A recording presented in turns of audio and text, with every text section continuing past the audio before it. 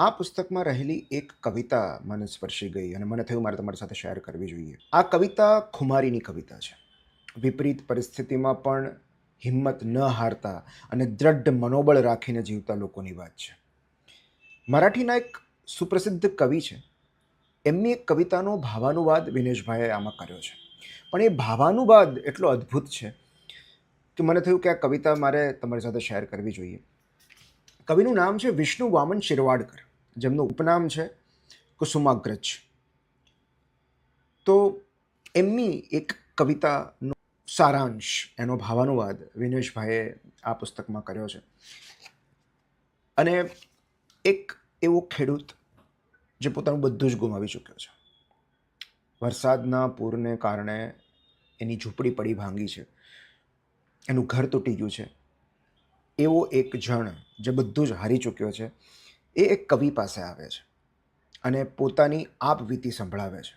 અને કેટલી અદ્ભુત રીતે વરસતા વરસાદમાં એક જણ કવિ પાસે આવ્યો.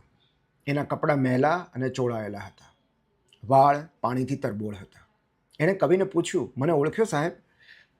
થોડી વાર બેઠો, સ્મિત કર્યું અને બોલ્યો, ગંગા મૈયા મહેમાન થઈને મારી ઝૂંપડીમાં પધાર્યા હતા. આ પૂરનું વર્ણન છે. પિયર આવેલી છોકરીની જેમ ઝૂંપડીમાં બધી જગ્યાએ નાચ્યા કૂદ્યા. આવ્યા પછી ખાલી હાથે તો વિદાય ન જ લે. મારી પાસે જે હતું અને નહોતું તે બધું લઈ ગયા.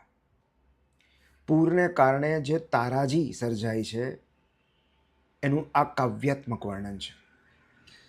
ખેરિયત છે કે હું અને મારી વહુ બચી ગયા. બાકી બધું ચાલ્યું ગયું, પણ હું ને મારી વહુ બચી ગયા. ઝૂંપડીની ભીત પડી ગઈ, ચૂલો ઠરી ગયો. જતા જતા પ્રસાદમાં એ અમને આંસુ દેતા ગયા. સાહેબ, હું અને મારી વહુ લડી રહ્યા છીએ. ગારો, કીચડ, કચરો ઉસેડી ભીંત ફરી બાંધીને આવ્યો છું. આ પોતાની આપવીતી કહે છે, કવિને વેદના કહે છે. અને ગંગાના પૂરમાં બધું ગુમાવી બેઠેલા માણસની વિતક કથા સાંભળીને કવિનો હાથ એમના ગજવામાં ગયો. એને એમ થયું કે હું આને કંઈક મદદ કરું, થોડા રૂપિયા આપું. એમ વિચારીને પોતાના ખિસ્સામાં હાથ નાખે છે. એ જોઈને પેલો માણસ હસતો હસતો ઊભો થયો. એણે કહ્યું, નાના સાહેબ, મને પૈસા બૈસા નથી જોઈતા. બહુ એકલું લાગતું હતું એટલે અમસ્તો આવ્યો છું. પંચલાઈન હવે આવે છે કે ઘર તો ગયું, પણ મારી કરોડરજ્જુ સલામત છે. મારી પીઠે હાથ મૂકીને એટલું જ કહો કે લડ, બસ લડ. એક માણસ જે બધું જ હારી ચૂક્યો છે, એ પોતાની આપવીતી કહેવા આવ્યો છે. કશું માંગવા નથી આવ્યો, અને બસ એટલા આશીર્વાદ માંગવા આવ્યો છે કે મને એવા આશીર્વાદ આપો કે હું લડી શકું. I can fight. વિપરીત સંજોગોમાં હિંમત આપે એવી કવિતાઓમાંની એક આ કવિતા છે, જે આપણું મનોબળ મક્કમ કરે છે, જે આપણને લડવાની હિંમત આપે છે, જે વિકટ સંજોગોમાં ટકી રહેવાની શક્તિ આપે છે. કે મને તમે એટલા આશીર્વાદ આપો કે હું લડી શકું, હું લડતો રહું. મારે બીજી કોઈ મદદ નથી જોતી. બસ મને શુભેચ્છા આપો કે આ લડત દરમિયાન હું થાકી ન જાઉં, હું હારી ન જાઉં, હું બેસી ન જાઉં. યુદ્ધમાં ધકેલતી વખતે ઈશ્વર ક્યારેક આપણને હથિયાર આપવાનું ભૂલી જાય છે, પણ નિશસ્ત્ર હોવા છતાં પણ લડત શરૂ રાખવી. કારણ કે જેણે મેદાનમાં ઉતાર્યા છે એ જ આપણને ઉગારશે. કેટલીક કવિતાઓ, કેટલીક ઘટનાઓ, કેટલીક કથાઓ આપણને જીવવા માટે સજ્જ કરે છે, તૈયાર કરે છે. આવી જ એક નાની એવી ઘટના છે, એક નાનો એવો પ્રસંગ છે કે એક ગામમાં પૂર આવ્યું અને નદી કાંઠે રહેલું એક ઘર એમાં તણાઈ ગયું. ખેડૂત દંપતી હતા, તેઓ ઘર છોડીને ચાલ્યા ગયા.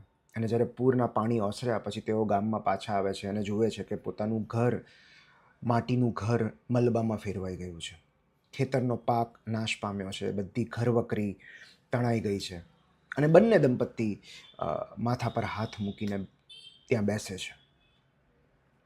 એમની 5 વર્ષની દીકરી જે જગ્યા પર આ મલબો હોય છે, જ્યાં એમનું ઘર હતું, ત્યાં જે કાદવ હોય છે, ત્યાં આગળ એ કાદવમાં એ પોતાની ઢીંગલી શોધે છે.